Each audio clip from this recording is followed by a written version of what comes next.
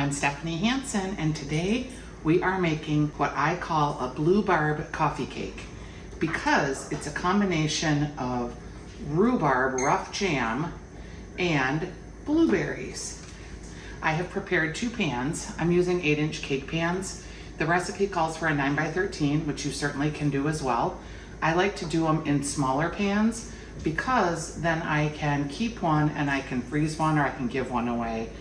So we're gonna start with 2 cups of flour, 1.5 cups of white sugar, salt, baking soda, and I'm just gonna give this a whisk to get it all combined. I'm gonna add 2 eggs, put those in. And we've got a cup of sour cream. You could also use plain full-fat yogurt. Frankly, I use both pretty interchangeably. And I'm gonna use a whisk just to get everything fully incorporated.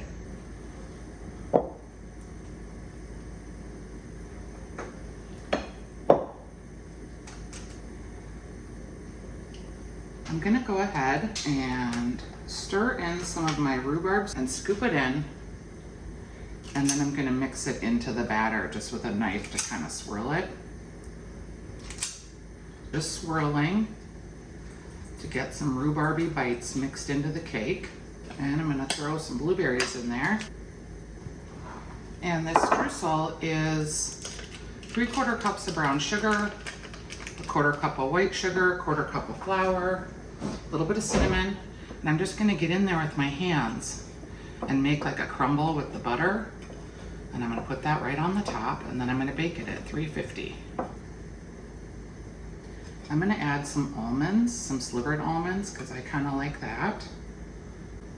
I'm gonna top with my almonds, and we're gonna bake for about 40 minutes, and then I'm gonna test it. All right, our cake is all set and ready to go in the oven. You can find all the recipes that I make at stephaniesdish.com. I make a ton of recipes with rhubarb because I just love it.